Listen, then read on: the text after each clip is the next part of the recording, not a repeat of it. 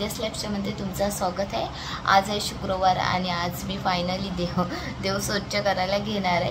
तर चला आज मी तुम्हाला दाखवते बघा माझं मंदिर कसं झालं आहे। म्हणजे 12 दिवस तरी मी देवबत्ती केली नव्हती, तर आज फायनली देवबत्ती की चला आता मंदिर दाखवते। सर्वात पहिला तुम्हाला मंदिर बघा माझं कसं झालं। हे अगरबत्तीचं लावल्यापासून ते तसंच आहे आणि हा मी तुपाचा दिवा लावलेला। आता हा तुपाचा दिवा आहे ना तुम्ही तसाच ठेवणार आहे, पण दुसऱ्या ठिकाणी ठेवून देणार आहे। आणि देव बघा माझे कसे झाले, मला खरंच कसं ते वाटतं देवांना बघितलं। तर चला फायनली आता देव घेते स्वच्छ करून। आणि ते मंदिर बघा पुरं धूळ बसली, तर मंदिर पण पुसून घेते मी स्वच्छ। ते पण जाळसारखी बसलेली बघा। तर चला आता मी सर्व देव घेते काढून, पुरा स्वच्छ करून घेते बघा। आणि मग नंतर देवांना इथे ठेवते मी देव म्हणजे स्वच्छ करण्यासाठी। तर आता हे देव सर्व स्वच्छ करून घेणार आहे आणि मी ह्या ताटात ठेवणार। आणि देव स्वच्छ करायला मी वापरते एकलन पावडर।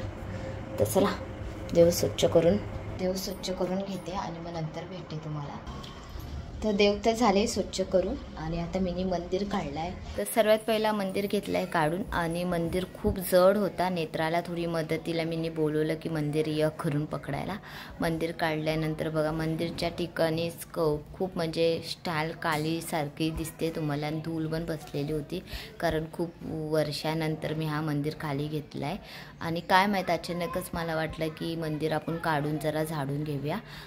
तर मंदिर काढल्यानंतर बघा मंदिरला थोडं म्हणजे बुरशी लागलीसारखं होतं, कारण पावसामध्ये भिंत वली होती। आणि मग भिंत वली असल्यामुळे काय होतं, मंदिर हा सागाचा मंदिर आहे, हा लाकूड म्हणजे सागाचा लाकूडचा मंदिर आहे, त्यामुळे त्याला बुरशी लागली आहे।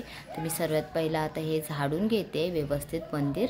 आणि ही झाडू माझ्या हातात आहे ना, ती मी खास करून देवाच्या तिकडचं रांगोळी असेल ना आपण काढतो तर ते झाडण्यासाठीच मी ठेवते, बाकी ही झाडू मी कशाला वापरत नाही। तर आता मी पाठीमागचं पण मंदिरचं हे कालपट झालेली आहे स्टाईल ती पण झाडून घेते आणि त्याच्यानंतर मी वल्या कपड्याने पुसून घेणार आहे स्टाईल। आता झालं आहे मंदिर पुसून घेते।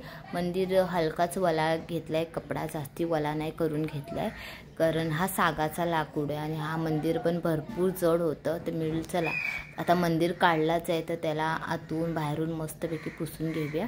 तर मस्तपैकी छानपैकी पुसून घेते मी मंदिर। आणि हा मंदिर साधारण मी ह्या रूमवर आलेली ना तेव्हाच घेतलेला होता, सुरुवातीलाच घेतलेला होता हा मंदिर मी।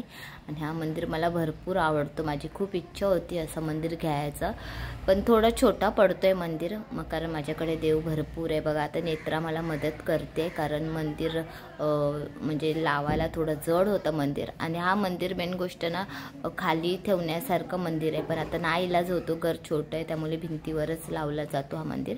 ते इथे मी मंदिर स्वच्छ पुसून झाल्यानंतर कपडे पायरीवर आणि मंदिरात पण कपडे माझे लाल कपडेच असतात ते मी घालून घेतले। आता देव तर स्वच्छ झालेलेच होते, सर्वात पहिला आधी देव स्वच्छ करून घेतले। तर मस्तपैकी आता देव त्या ठिकाणी त्यांची जागा आहे त्या ठिकाणी मी देव ठेवून देते। सर्वात पहिला मी तेलाचा तुपाचा दिवा लावून नमस्कार करून घेतलाय, धूप अगरबत्ती सुद्धा दाखवून घेतले। खूप दिवसानंतर मंदिर माझा खूप छान आणि भारी दिसतोय आणि खूप मला आवडतो माझ्या मंदिरामधले देव पण। तर बघा किती छान वाटतंय ना। तर अशी आजची माझी पूजा झाली आणि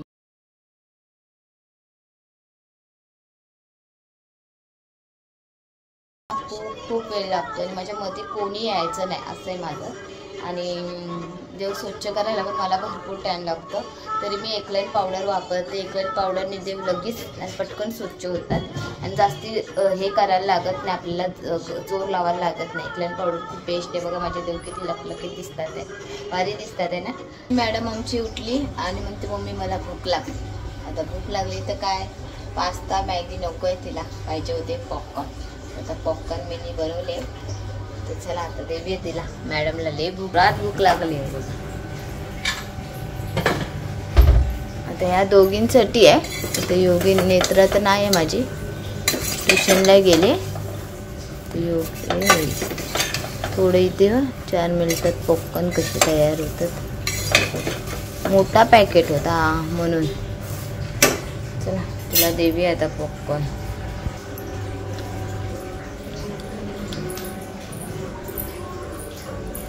चला आता मी पण खाते पोकन, योगिनीला पण दिल्या.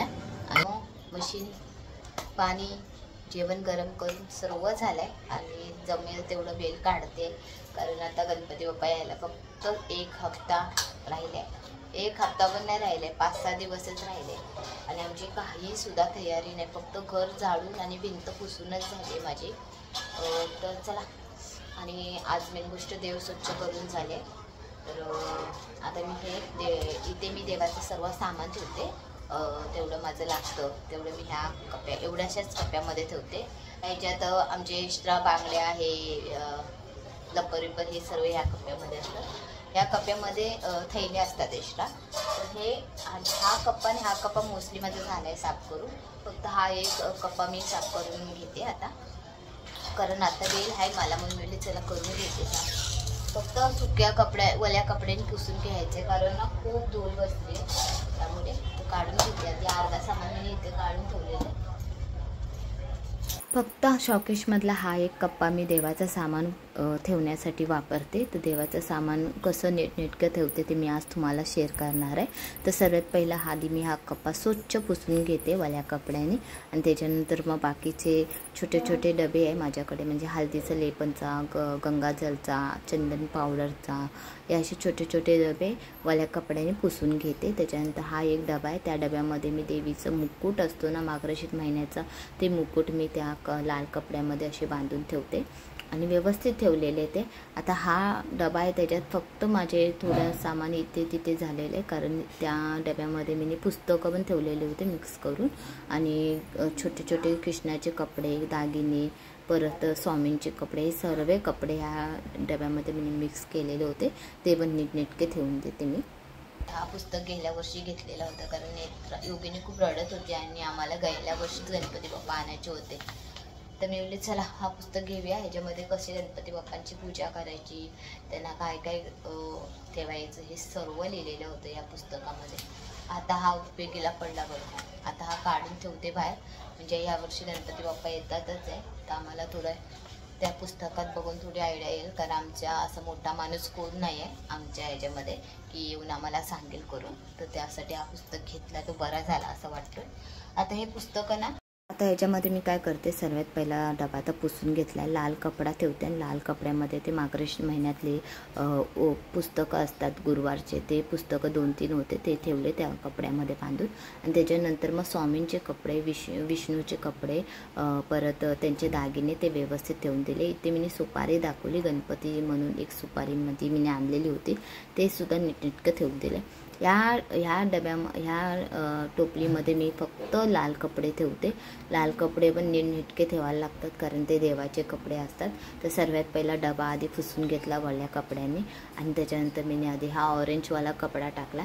बाकी माझे लाल कपडे ना असं म्हणाला तर भरपूर आहेत, छोटे छोटे करून, कारण मार्गशीर्ष महिन्यातले गुरुवार येतात ना, तर चौरंगवर लाल कपडा मी नवीनच वापरते, तो जुने वापरत नाही. त्यामुळे एक एक करता असे भरपूर कपडे झाले, त्यामुळे ते जास्ती कपडे आता दिसून येतात आहे. पण आता काय करते, एकच लाल कपडा, आता हा मी गडी करते ना तोच ठेवते. आता लाल कपडाही सहसा वापरत नाही, ते कपडे फक्त मी मंदिरात पायरीवर आणि मंदिरातच लाल कपडे वापरते. तर इथे मी कमलगट्ट्याची माल ना मी स्टीलच्या डब्यामध्ये ठेवलेली, कापूर टाकून ठेवलेली होती, तरी पण मला ती वरचल वाटत होती, त्यामुळे काढली, ती पुसून घेतली आणि परत लाल कपड्यामध्ये मी बांधून ठेवली तशीच ती कमलगट्ट्याची माल. आणि इथे मी आता सर्व हळद कुंकूचा डबा बघा, हा मी करूनच ठेवला आहे. आणि हळद कुंकूचा म्हटलं तर छोटंसंच एक डबा आहे, ते मी कोल्हापूरला गेलेली महालक्ष्मीच्या आईचं दर्शन घ्यायला, तेव्हा मी कुंकू घेऊन आलेली होती. हळद आणि कुंकू ह्यावेळी आम्ही कृष्ण जन्माष्टमी केलीच नाही, तर ह्याच्यात जुळे हे कृष्णा बस झोपली असते, बसली असते, झोपली असते, मस्त वेग आहे ना बघा. किती वर्ष झाले याला पण आपल्या? 1 वर्ष झालं. हाय तसाच आहे बघा, काला जरा सुद्धा पडला नाहीये. छान वाटतं ना अजून पण बघ. तुला मी काय करते, दुसरे म्हणजे पेपर घेतला आहे. आधीचा पेपर होता तो खूप कालपट झालेला होता, तो मी टाकून देऊया आणि नवीन पेपरने पॅकिंग करूया. बघा अशा तऱ्हेने हा मिनी झुला पॅक केला ना तर तो तसंच्या तसंच राहतो. आधी पण मिनी तसाच ठेवलेला होता पॅक करून, तसा पॅक करून ठेवला ना तर तो झुला तसाच्या तसंच राहतो. तर आता सर्व मिनी पुसवून घेतला व्यवस्थित, त्या ठिकाणी त्या ठेवायचं होतं ते तसंच ठेवून दिलं. जास्ती गिचडी होतं ते तसं मी ठेवत नाही, मला असं सुट्टच आवडतं ठेवायला, मग बरं पडतं ते देवाचं सामान काढायला. तर असं व्यवस्थित ठेवलं ना तर बरं वाटतं. ते मी तूप काढून ठेवते किटलीमध्ये, तुम्हाला बरा पडतो. म्हणजे आता एकदम घट्ट झालं आहे त्यामुळे मी तूप काढून ठेवते. देवाचा कप्पा मी हा एकच करून ठेवला आहे आणि त्याचे सर्व सामान देवाचा आरामात राहतो. जास्त बिछडी पण नाही केली बघ, व्यवस्थित ठेवलं आहे. ह्याच्यात देवाचे कपडे ते मी पायरीवर हातरते आणि बाकी देवाचे कपडे ते मी ह्या बॉक्समध्ये ठेवून दिले खालच्या साईडला. बाकी देवाचे मुकुट आहे, आपल्या मार्गशीर्ष महिन्यात देवीचे मुकुट तुम्ही एका पिंक ह्या डब्यामध्ये ठेवून दिले. बाकी काय नाही, बाकी तेल तूप हे सर्व आहे.